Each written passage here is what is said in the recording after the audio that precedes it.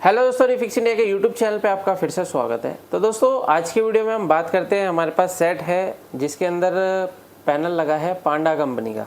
तो देखिए, पांडा कंपनी के पैनल जो होते हैं मोस्टली रिपेयर करने में उनको थोड़ा सा मुश्किल आती है, क्योंकि थोड़ी सी इनकी क्वालिटी जो रहती है वो लो रहती है। और ज़्यादातर ये जो पैनल होते हैं लो कॉस्ट के सेट में हमारे को देखने को मिलते हैं। तो अभी क्या है कि ये जो हमारे पास पैनल है, इसकी मैं सबसे पहले आपको कंडीशन दिखा देता हूँ, क्या कंडीशन हमारे को मिल रही है।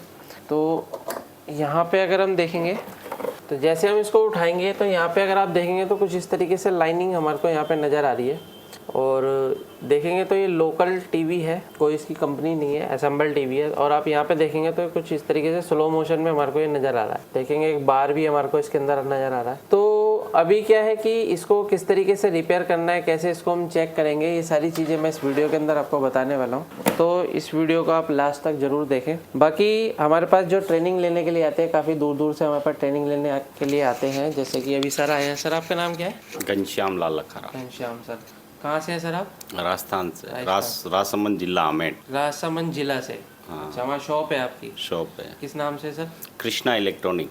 तो यहाँ पे जो रिपेयरिंग का काम है, समझ में आ रहा है आपको सारी चीज़? हाँ, बढ़िया बढ़िया। सॉफ्टवेयर वगैरह के बारे में? हाँ। अभी तो सॉफ्टवेयर की ट्रेनिंग चल रही है ना? हाँ। सॉफ्टवेयर के बाद पैनल का चलेगा। हाँ, पैनल का प्रैक्टिकल देखने को मिलता है बराबर ईमानदारी से? कंप्लीट एकदम 100%। 100%। तो अभी आपके सामने यहाँ पे कितने पैनल रिपेयर हुए हैं? कम से कम 20 एक पैनल तो हो गए होंगे, 15 से 20। तो अभी क्या है कि आपकी जो शॉप है उसका नाम है कृष्णा इलेक्ट्रॉनिक। कृष्णा इलेक्ट्रॉनिक। तो अगर आप भी राजस्थान से हैं और आपको भी LCD LED टीवी रिपेयर करने में प्रॉब्लम आती है, और अगर आपको रिपेयरिंग करानी है तो आप सर से कांटेक्ट कर सकते हैं, वहाँ पे इनकी शॉप है। बाकी अगर राजस्थान से कोई अगर ट्रेनिंग लेने की सोच रहा हो तो क्या कहेंगे? नहीं, बहुत बढ़िया, आओ और सीखो, और आगे बढ़ना है तो फिर दिल्ली में अपडेट होना। दिल्ली में आके यहाँ पे आके कोई ऐसा तो नहीं है कि ठगी वगी? नहीं नहीं नहीं नहीं, ऐसी कोई प्रॉब्लम, बहुत रेडी एकदम फर्स्ट क्लास, सब व्यवस्था वगैरह सब रेडी, बढ़िया। कोई आपका कैसा रहा? बहुत बढ़िया रहा सर। आप कहाँ से हैं? मैं नेपाल से, नेपाल से? जिला। अच्छा, वहाँ पे शॉप है आपकी? जी। किस नाम से? अब चौधरी इलेक्ट्रॉनिक। चौधरी इलेक्ट्रॉनिक्स। तो यहाँ पे रिपेयरिंग का कुछ समझ में आ रहा है आपको? या बिल्कुल बराबर समझ में आ कर रहा लेंगे है। आगे चल के? बिल्कुल 100% कर देंगे। आप कहाँ से सर?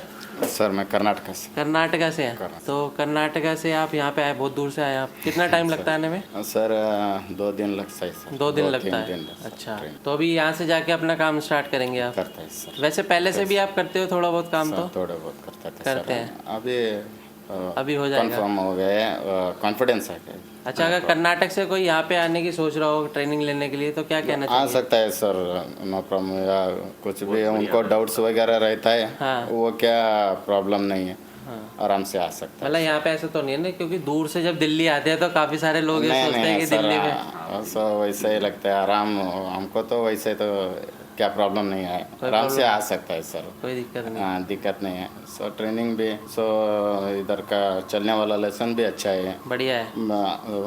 अच्छी तरह से हमको भी ये होता है करने की। तो कर्नाटक से जैसे आपकी शॉप जब स्टार्ट कर रही है या स्टार्ट करोगे? स्टार्ट करोगे। अभी क्या किसी और के साथ काम करते हो? आगे सो दूसरों के साथ। अच्छा अच्छा।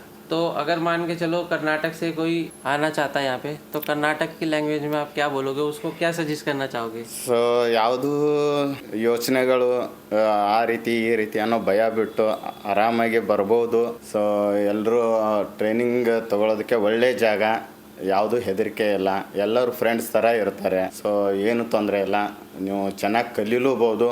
ನಮ್ಗೆ ತಿಳಿದೋದಕ್ಕಿಂತನೂ ಇನ್ನೂ ಮುಖ್ಯವಾದ ವಿಷಯಗಳನ್ನು ನಾವು ಇಲ್ಲಿ ತಿಳ್ಕೊಬೋದು. ಸೊ ಚೆನ್ನಾಗಿದೆ, ಆರಾಮಾಗಿ ಬರ್ಬೋದು, ಯಾವುದು ಸಂಕೋಚ ಇಲ್ಲದೇನೆ ಬರ್ಬೋದು ಅಂತ ಹೇಳಕ್ಕೆ ಇಷ್ಟಪಡ್ತೇನೆ. मिलते हैं। आपका क्या नाम है सर? सुमन सिंह सर। सुमन सिंह। आप कहाँ से हैं? मणिपुर से सर। मणिपुर से हैं। तो मणिपुर से यहाँ पे आने में आपको कितना टाइम लगा सर? 3 दिन लगा है। 3 दिन लगा? आपको भी बहुत टाइम लगा? हाँ सर। तो सर जब आप यहाँ पे आए थे तो यहाँ पे आपको क्या क्या नॉलेज थी पहले और अब क्या नॉलेज है, कुछ बता सकते हैं इसके? मैं पहले वो LED का काम तो नहीं किया, CRT का थोड़ा थोड़ा किया है उधर। अच्छा। अभी यहाँ पर आकर मैं पूरा सीखने के बाद उधर जाकर एक दुकान खोलना है सर। अभी काम जैसे आपको आ रहा है तो कॉन्फिडेंस आ रहा है? हाँ, बहुत सर।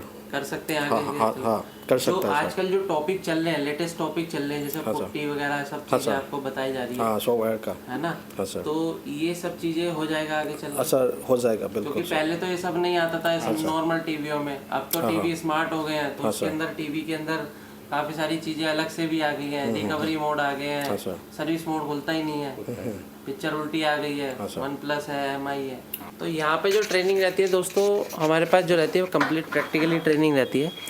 अगर आप भी LCD LED TV रिपेयर की ट्रेनिंग लेना चाहते हैं तो नीचे दिए कॉन्टैक्ट नंबर पे कॉन्टैक्ट कर सकते हैं।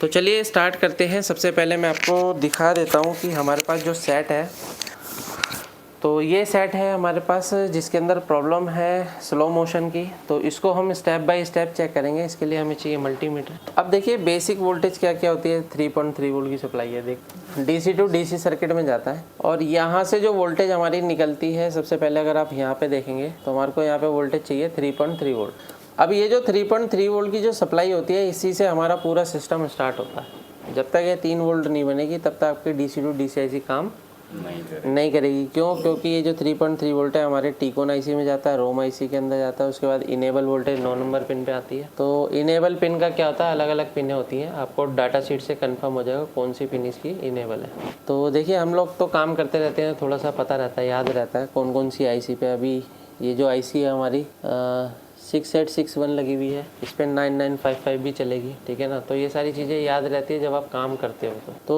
उसके बाद क्या है कि यहाँ पे अगर हम देखेंगे तो ये हमारा बूस्ट सर्किट है और इसके अंदर अगर आप देखोगे तो कौन सी वोल्टेज बन रही है हमारी, AVDD वोल्टेज हमारी परफेक्ट है। उसके बाद देखते हैं तो VGH, अगर वोल्टेज अगर हम यहाँ पे देखेंगे तो हमारे को VGH वोल्टेज कितना मिलना चाहिए, 30 वोल्ट के आसपास हमारे को यहाँ पे वोल्टेज मिलना चाहिए। तो यहाँ पे हमारे को इस पॉइंट पे VGH नहीं मिल रहा है। तो ये जो ट्रैक है ये हमारा होता हुआ यहाँ से इसके ऊपर देखते हैं हम डायोड पे, तो देखो 34 वोल्ट हमारा आ रहा है 34 वोल्ट। अब ये जो 34 वोल्ट की सप्लाई है, ये 34 वोल्ट की सप्लाई हमारी कहाँ जानी चाहिए, गेट लाइन पे जाती है, ठीक है ना। यहाँ पे क्या लगा हुआ है, ये हमारा जो पैनल है ये नॉन GIP पैनल है, GIP पैनल ये नहीं है, यानी कि इसके अंदर क्या होगा, गेट कॉफ लगी होगी। पहचानने का तरीका मैंने आपको बताया था। तो यहाँ पे आप ये देख के पहचान सकते हो कि ये हमारा GIP है या नॉन GIP है। तो उसके बाद क्या है कि हमारी जो दूसरी वोल्टेज बनती है जैसे VGL वोल्टेज बनती है। तो VGL के लिए देखोगे तो यहाँ पे हमारा पॉइंट है, तो -6 वोल्ट की सप्लाई हमारे को मिल रही है। अब मेन क्या है कि भाई यहाँ पे वोल्टेज क्यों नहीं मिल रही है, यहाँ पे हमारे को वोल्टेज मिलना चाहिए। अब ये जो वोल्टेज है ये कहाँ से आती है हमारी, तो देखेंगे तो ये जो ट्रैक है ये सीधा ट्रैक हमारा यहाँ आ रहा है और यहाँ से सीधा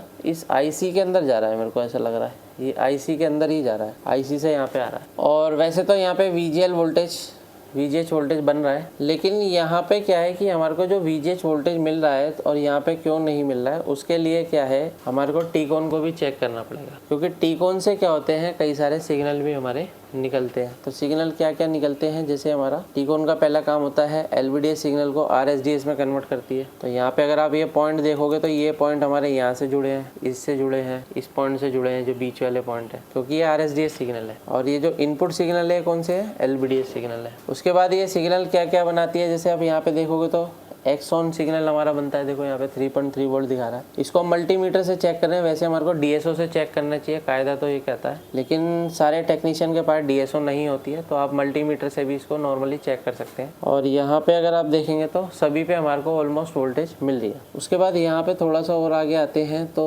एक पॉइंट यहाँ पे हमारे को और मिलता है, जो ये पॉइंट है, इस पॉइंट पे भी हमारे को वोल्टेज मिलता है। तो ये जो पॉइंट होता है ये हमारा कौन सा है, 4.6 वोल्टेज हमारे को यहाँ पे मिल रहा है। तो अब देखिए ये जो सारे जो हमारे सिग्नल है ये सब कहाँ से बनते हैं, टीकॉन IC से बनते हैं। तो सारे सिग्नल आपको पता करने हैं कि IC से बन रहे हैं क्या है।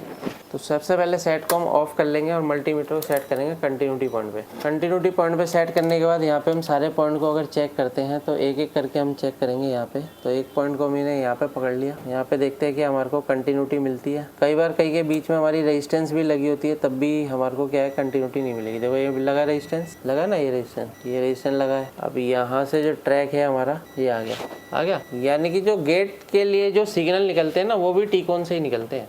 अगर हमारा GIP पैनल तो गेट के लिए जो सिग्नल निकलेगा वो लेवल शिफ्टर से निकलेगा, लेकिन लेवल शिफ्टर की इनपुट जो होगी वो इससे होगी, टीकॉन से। तो यहाँ पे अगर हम दूसरा ट्रैक देखते हैं तो यहाँ पे हमारे को ट्रैक दिखना चाहिए। यहाँ पे ये हमारे को ट्रैक नज़र आ रहा है, ठीक है। और भी इसके अंदर ट्रैक हैं, ट्रैक को चेक करते हैं। कई बार क्या होता है, अगर ट्रैक ब्रेक हो जाएगा आपका तब भी इस तरीके की दिक्कत देखने को मिलेगी। इसको हम थोड़ा सा स्क्रैच कर लेते हैं, उसके बाद देखते हैं। यहाँ पे मैं इसको स्क्रैच कर लेता हूँ, कौन सा ट्रैक था, ये था।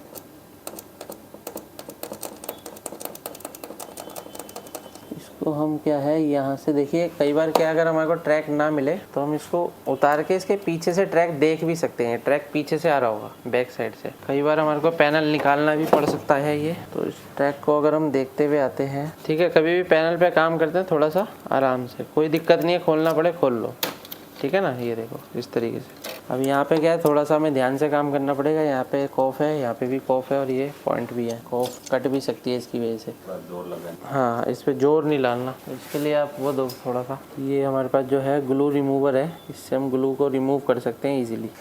अब यहाँ से हम ट्रैक को देखेंगे। हमारा जो ट्रैक है वो यहाँ पे है, ये रहा ट्रैक, ये हमारा ट्रैक है यहाँ से। और देखते हैं ये ट्रैक आ रहा है, ये आ रहा है, ये हमारा ट्रैक आ रहा है, ये यहाँ से गया और यहाँ पे आ गया।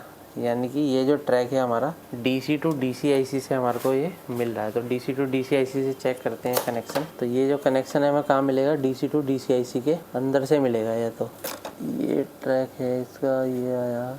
इन काम में थोड़ा सा टाइम लगता है ढूंढने में, तो मैं इसको ढूंढ लेता हूँ, थोड़ा सा टाइम लगेगा, फिर मैं दिखाता हूँ, नहीं तो वीडियो लंबी हो जाएगी। तो दोस्तों ये जो ट्रैक है हमारा, ये ढूंढने के बाद यहाँ पे देखेंगे तो ये हमारा जो ट्रैक है एक्स ऑन ट्रैक है। तो ये जो ट्रैक है हमारा इस रेजिस्टेंस से मिल रहा है। यहाँ पे आप ये देखेंगे रेजिस्टेंस है और इसके बीच में एक हाई वैल्यू की रेजिस्टेंस लगी हुई है और ये रेजिस्टेंस जो है हमारी जाके जुड़ रही है DC टू DCIC से। ये देख सकते हैं यहाँ पे। तो यहाँ पे रेजिस्टेंस के द्वारा ये सप्लाई हमारी गेट साइड पे जा रही है और ये X1 सिग्नल है। तो और भी अगर हम देखते हैं तो सारे सिग्नल हमारे ऑलमोस्ट मिल रहे हैं, लेकिन फिर भी इस तरीके की दिक्कत आती है। तो सबसे पहले हम यहाँ पे टीकॉन IC को रीसोल्ड करके देखते हैं और टीकॉन IC को हम थोड़ा सा पेस्ट लगा के रीसोल्ड करके ट्राई करते हैं। क्योंकि क्या होता है कि अगर हमारी सारी वोल्टेज और सिग्नल सब ओके हैं तो आपको एक एक करके पहले रीसोल्ड करेंगे टीकॉन IC को, फिर DC टू DCIC को। तो यहाँ पे मैं इसको इस तरीके से यहाँ पे लगा लेता हूँ। तो कई बार क्या होता है सेट सही भी चल जाता है और कई बार क्या होता है इसमें स्लो मोशन आ जाता है इस तरीके से। तो ये क्या होता है कई बार मॉइस्चर की वजह से भी आ सकता है। तो इसको हम यहाँ से क्लीन कर लेते हैं इस तरीके से। जब भी आप रीसोल्ड करते हो तो इस तरीके से रीसोल्ड करना है। रीसोल्ड का मतलब ये होता है, काफ़ी सारे टेक्नीशियन फ़ोन करते हैं, किसी को बोलता हूँ रीसोल्ड का मतलब, तो वो क्या करते हैं IC उतार के वापस लगाते हैं। तो वो रीसोल्ड नहीं होता है। रीसोल्ड का मतलब लगे लगे उसको रीसोल्डिंग करना इस तरीके से। और जब भी आप रीसोल्ड करते हो तो इसकी पिनें जो हैं आपस में शॉर्ट नहीं होनी चाहिए। तो पिनें शॉर्ट ना हो तो इसके लिए हमारे पास क्या है कि आपके पास पेस्ट अच्छा वाला होना चाहिए, जिससे कि आपकी जो पिनें हैं वो शॉर्ट नहीं होंगी। इस तरीके से हम पेस्ट को लगा के काम करेंगे। तो यहाँ पे अभी क्या है, हमने रीसोल्ड कर दिया है। यहाँ से भी रीसोल्ड करते हैं। यहाँ पे कुछ पिनें जो है इसकी, ये देख सकते हैं आप, शॉर्ट हो रही है। रीसोल्ड करने पर इस तरीके से आपको थोड़ा सा बारीकी से काम करना है, तो थोड़ा सा पेस्ट और लगाना पड़ेगा। तो अभी क्या है कि मैं इसको रीसोल्ड कर लेता हूँ, फिर मैं आपको दिखाता हूँ प्रॉपर तरीके से, क्योंकि इसमें थोड़ा सा टाइम लगता है रीसोल्ड करने में। तो दोस्तों आप यहाँ पे देख सकते हैं, यहाँ पे मैंने एक बहुत छोटा सा जो है जंपर यहाँ पे जोड़ा है। तो बेसिकली यहाँ पे जो ट्रैक था इसका गल गया था, जिसकी वजह से जो है हमारे को VGH वोल्टेज यहाँ पे नहीं मिल रही थी। यानी कि ये जो हमारी VGH वोल्टेज है वो पहले बन के IC के अंदर DC टू DC में जाती है और DC टू DCIC से निकल के जो है गेट लाइन में जाती है, यानी कि हमारी कॉफ पे जाती है, गेट कॉफ पे। अभी क्या है कि उसके लिए यहाँ से एक सिग्नल जनरेट होता है और ये जो सिग्नल रहता है ये हमारा सिग्नल यहाँ से जनरेट होके जब DC टू DC में जाएगा और उसके बाद ये हमारा जो VGH वोल्टेज निकलेगा और यहाँ से निकल के हमारी गेट लाइन के अंदर जाता है। तो अभी क्या है कि हम यहाँ पे सप्लाई को चेक करते हैं। तो पहले मैं यहाँ पे वोल्टेज देख लेता हूँ, यहाँ पे कितना वोल्टेज मिल रहा है। यहाँ पे हमारे को 2.4 वोल्ट की सप्लाई हमारे को देखने को मिल रही है और ये जो 2.4 वोल्ट की सप्लाई है जब हमारे DC टू DC में जा रही है तो हमारा VGH आउट हो रहा है DC टू DC से। पहले DC टू DCIC के अंदर जा रही है वोल्टेज, फिर हमारा यहाँ से निकल के और गेट कोफ पे जा रहा है। यानी कि अभी जो प्रॉब्लम थी वो गेट कोफ पे वोल्टेज ना, यानी कि VGH ना मिलने की वजह से ये दिक्कत आ रही थी। तो अभी इस कंडीशन में क्या है कि जब आप रीसोल्ड वगैरह करते हैं तो आपको यहाँ पे पता लगता है कोई ट्रैक यहाँ पे गलत तो नहीं है। कई बार क्या होता है इस तरीके से ट्रैक होते हैं वो ब्लैक पड़ जाते हैं। ये हमने बिल्कुल साफ़ करें, सारे ट्रैक को एक एक करके स्क्रैच करें। तो यहाँ पे अगर आप देखेंगे तो इस तरीके से कई बार क्या होता है इन्वायरमेंट के हिसाब से क्या होता है कि यहाँ पे कार्बन मॉइस्चर इकट्ठा हो जाता है। यहाँ पे अगर आप देखेंगे तो कुछ पॉइंट यहाँ पे भी है जो ब्लैक कलर के हुए हैं, इसको इस तरीके से हम क्लीन करते हैं। तो इस वजह से क्या होता है कई बार ट्रैक हमारे गल भी जाते हैं। तो रीसोल्ड करते टाइम हमारे को यहाँ पे दिखाई दिया कि भाई यहाँ पे जो हमारा ट्रैक है वो एक गला हुआ था, तो उसको हमने यहाँ पे जोड़ा है। और जोड़ने के बाद अगर हम सेट को देख रहे हैं तो यहाँ पे अभी हमारा VGH वोल्टेज जो है बिल्कुल परफेक्ट तरीके से मिल रहा है। और अगर हम इसके अंदर पिक्चर देखते हैं तो पिक्चर की क्या कंडीशन रहती है, तो यहाँ पे अगर आप देखेंगे तो पिक्चर हमारी बिल्कुल फर्स्ट क्लास तरीके से ओके है। दोबारा से मैं इसको ऑफ करके ऑन करके आपको दिखा देता हूँ।